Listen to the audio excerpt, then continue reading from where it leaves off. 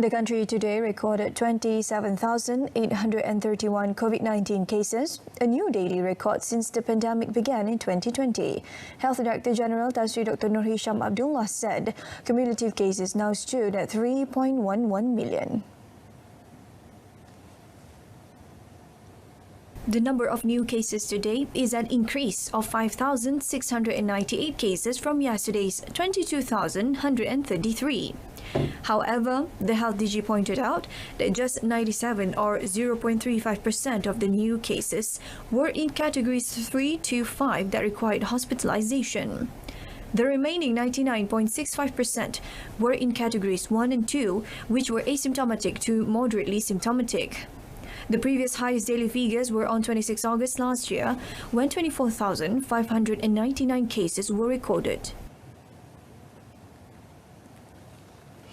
Health Minister Kari Jamaluddin has urged certain parties not to harass parents who want their children to be vaccinated under the COVID-19 immunization program for children, Pick Kids.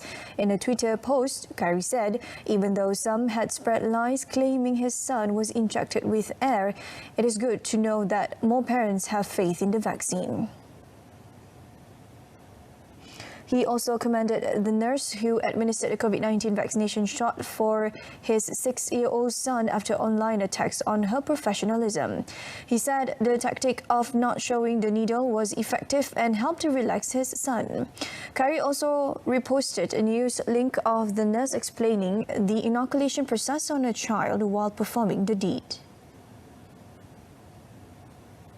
Demi Allah, saya tak ada langsung. Saya tak ada keluarkan apa-apa vaksin. Saya memang tak ada buang apa-apa pun. Memang tak ada kata angin ke apa ke. Memang tak ada. Memang apa yang saya tunjuk kepada parents masa tu, please lah korang macam siasatlah dulu sebelum you all nak main judge macam tu.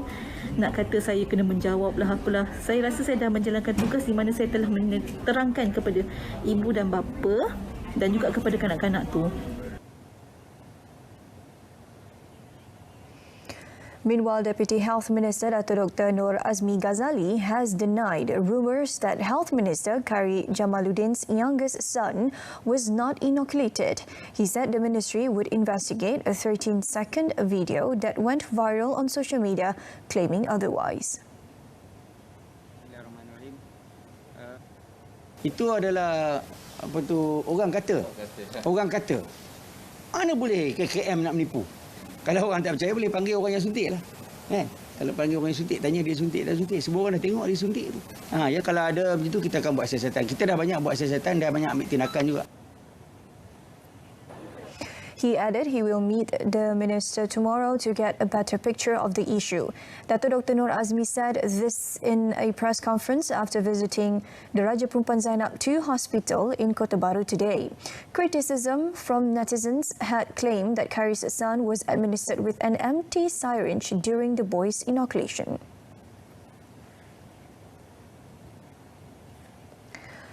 Majority of 93% of the adverse events following immunization AFI cases reported to the National Pharmaceutical Regulatory Agency NPRA are not serious. NPRA Director Dr. Roshayati Muhammad Sani said the agency's AFI reporting system recorded 24,990 AFI cases, including 1,104 reports involving COVID-19 booster shots and 8 for vaccine recipients aged 5 to 11. In a statement today, she said from the total AFI reports received, only 1,747 cases were reported as AFI serious, which equates to 27 cases per million vaccine doses. Dr. Roshayati said fever, pain at the injection site, headache, muscle aches and fatigue as among the most frequently reported effects, adding these effects would usually heal within 1 or 2 days. Those who are experiencing serious and prolonged adverse effects are urged to immediately visit any health facilities for treatment and further investigations.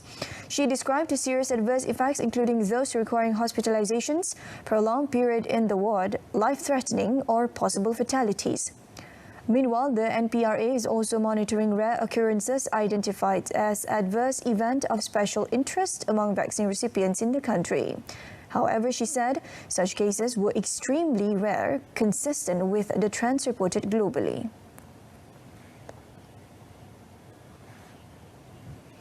The sale of bus and airline tickets under the Vaccinated Travel Lane (VTL) between Malaysia and Singapore will be fully resumed with 100% seating capacity with immediate effect. Transport Minister Datuk Seri Dr. Wee Ka Siong said the decision was based on the current evaluations and with approval from the Health Ministry. In a statement today, the minister said the sale for air tickets under the VTL will be open with immediate effect for immediate travel. He said both Malaysia and Singapore were in advanced discussion on expanding VTL by air to Pulau Pinang and Kota Kinabalu.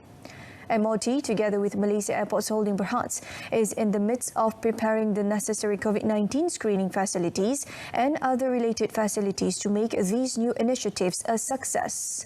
On the land VTL, Datuk Seri Dr. Wee said the sale of bus tickets will resume with immediate effect, but only for travel from 22nd February onward. As of 14 February, a total of 171,583 travellers from Singapore have benefited from this initiative for both air and land options.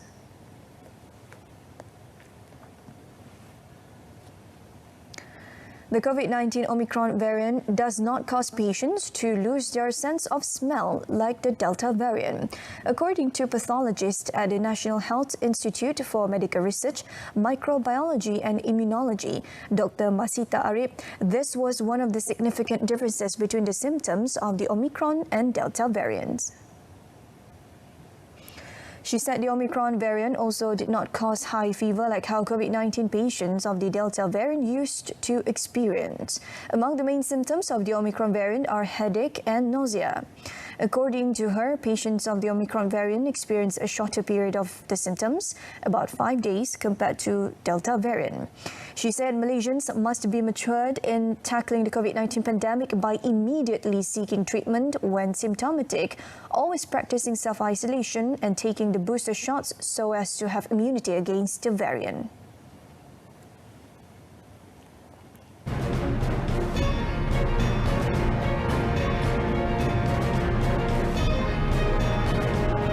Coming up, Expo Dubai Melaka Week to attract 500 million ringgit of investments.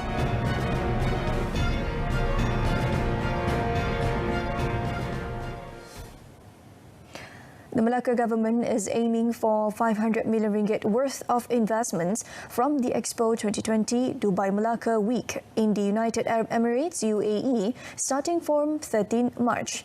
Chief Minister Datuk Seri Sulaiman Mat Ali said 11 agencies and government-linked companies will join the state's trade mission to the Expo, among them Invest Melaka, Melaka Waterfront Economic Zone (MWEZ), Melaka Development Corporation (PKNM), Tourism Melaka and Melaka Green Technology Corporation. According to Datuk Seri Sulaiman, 16 small and medium enterprises (SMEs) are also going to promote their products. The full launch of the Expo 2020 Dubai Melaka Week will be held on 13 March in the Malaysia Pavilion at the Expo. Aktiviti yang telah dirancang antaranya pameran oleh agensi kerajaan dan syarikat PKS Melaka, seminar dan business talk, padanan perniagaan, business matching dan business meeting serta lawatan ke pavilion negara-negara lain. Kerajaan negeri telah merancang sebanyak lebih 8 sesi forum dan business talk, 5 acara menandatangani memorandum persefahaman MOU dan lebih dari 30 padanan perniagaan sepanjang minggu nanti. Sepanjang minggu kita di sana. Speaking to reporters in a pre-launch ceremony for Expo 2020 Dubai Melaka Week, Datuk Seri Sulaiman said he is also scheduled to visit pavilions from other countries such as the UAE, Saudi Arabia, the United States and Sweden.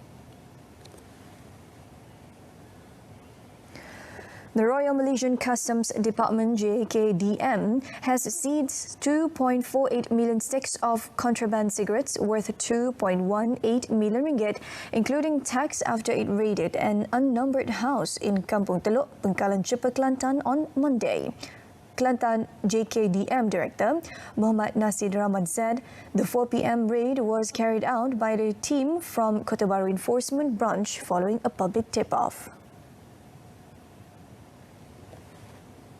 During the raid, the team found a total of 248 large boxes in the house, and upon further inspection, they discovered that the boxes contain smuggled cigarettes. In a statement, Muhammad Nasir said the cigarettes were valued at 496,000 ringgit with a tax value of 1.67 million ringgit. Based on the information, the modus operandi used is to bring in the cigarettes through the border near Sungai Golok and use the house to temporarily store the cigarettes before being distributed for the local market. The Kelantan JKDM is in the midst of identifying the house owner, and the case is being investigated under Section 135, Subsection 1, Subsection D of the Customs Act 1967. The perpetrators, if convicted, can be fined not less than 10 times the value of the goods or 100,000 ringgit, whichever is higher, and not more than 20 times the value of goods or 500,000 ringgit, whichever is higher, or face a jail term of between 6 months and 5 years or both. Police uncovered a syndicate operating a drug processing laboratory and distribution centre in a rented house in Meru, Ipoh, with the arrest of 6 suspects in Perak and Negeri Sembilan in 5 raids on Sunday and Monday. The suspects, aged between 21 and 39, were nabbed during the raids mounted by the Narcotics Criminal Investigation Department and CID team from Bukit Aman and Perak Police Contingent. Perak Police Chief Datuk Mio Farid Al-Atrash Wahid said drugs believed to be heroin, weighing an estimated 9.4 kilograms and 1.1 kilograms of shabu, worth an estimated 167,268 ringgit, were found in the double-story terrace house. Akta dadah berbahaya pelucut hak harta 1988 ataupun FOP, di mana Jabatan Siasatan Jenayah Narkotik telah menyita pelbagai aset sindiket yang dianggarkan bernilai RM181,500. Nilai keseluruhan rampasan dadah dan sitiaan adalah sebanyak RM348,768. So, PDRM khususnya Jabatan Siasatan Narkotik akan terus berusaha untuk mengesan sakit-baki ahli sindiket yang terlibat untuk diheret ke muka pengadilan. Briefing reporters at the Perak Police Contingent Headquarters in Ipoh today, he said the total amount of drugs confiscated can be used by 52,800 drug addicts. Initial screening of the 6 suspects found that 2 of them tested positive for drugs, while checks found that all of them had previous criminal records related to criminal cases and drugs. All suspects are being remanded for 6 days until Saturday to assist in the investigation. A man and his son pleaded not guilty at the Kuala Pilah Sessions Court for having in their possession 1,248 cans of illicit beer of various brands worth over 3.49 million ringgit. P. Aplanayara, 65, and A. Kartik, 36, claimed trial to the charge after it was read to them before Judge Norma Ismail. The duo allegedly committed the offence at 9:30 p.m. on 20th February 2020 at a house in Taman Sri Gelugor. They were charged under Section 135, Subsection 1, Subsection D of the Customs Act 1967, an offence punishable under Section 135, Subsection 1, Subsection 5, Subsection AA of the same legislation. For the second charge, the suspect had failed to prove that the excise duty on the cans, amounting to about 13,000 ringgit, had been paid as required under Section 74, Subsection 1, Subsection A of the Excise Act 1976. Customs Prosecuting Officer Sarah Abida Abdul Jabbar then urged the court to set bail at 6,000 ringgit each, with one surety pending the next mention. However, a defence team led by Harish Mahadevan asked for a lower bail as Aplanayara is currently unemployed and suffered from diabetes and hypertension, while his son is only an employee at a provision store and had to provide for his wife and 7-year-old son. An owner of travel agency today pleaded not guilty in the Kuala Lumpur Sessions Court to 5 charges of engaging in money laundering involving 1.15 million ringgit. Norani Ismail, 66, was charged with transferring the money believed to be proceeds of unlawful activities. She was charged to have transferred the amount from the current account of Malayan Banking belonging to her company into Maybank Berhad current account and a Malayan Banking Islamic Berhad saving account belonging to one of her children. She was also charged to have made a transfer to her Malayan Banking Berhad and CIMB Bank Berhad current accounts, as well as a Hong Leong Bank current account belonging to her company. She was alleged to have committed the offences at Bukit Bintang branch of Malayan Banking Kuala Lumpur between 25th January and 3rd October 2019. Earlier, Deputy Public Prosecutor Norazihan Asmuni applied for the money laundering case to be jointly heard with another case facing the woman at the Shah Alam Sessions Court involving the same transaction. Judge Ahmad Kamar Jamaluddin allowed the case to be transferred to the Shah Alam Sessions Court and allowed the bail of 15,000 ringgit set by the court to be applied. The court also set 8th of March for mention of the case.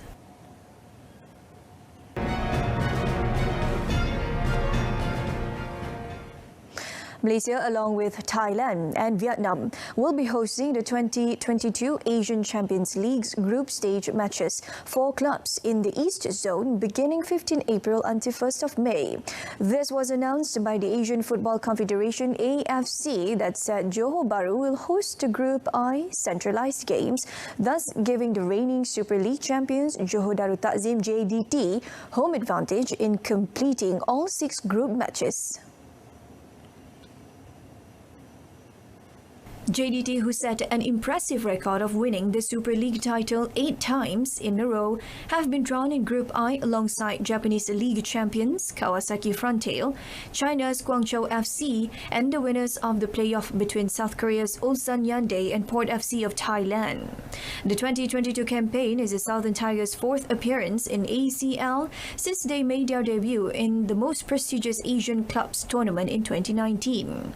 The AFC in a statement also confirmed that the centralised matches of 3 groups F, G and J will be played in 3 different cities in Thailand, namely Buriram, Bangkok and another which will be confirmed in due course, while Group H matches are scheduled to be staged in Ho Chi Minh City, Vietnam.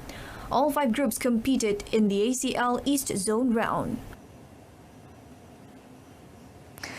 National top men's singles shuttler Lee Zijia rose to the occasion to outclass reigning world champion Loh Kian Yew and give Malaysia a head start in the Badminton Asia Team Championships BATC 2022 against Singapore today. The 23-year-old Zijia was in fiery form as he took revenge on his childhood nemesis, easily winning the first singles tie 21-6, 21-14 in just 30 minutes, with strong support from some 200 home fans in their opening Group B fixture at the City Convention Centre in Shah Alam.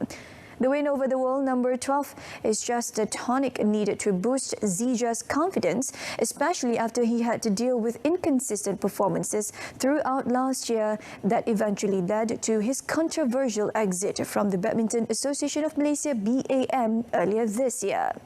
His great momentum was followed by national doubles pair Erja Sohuyik against Danny Christianta and Ko Eun Kiat. They won 21-14, 21-12, thus giving Malaysia the lead by 2 points.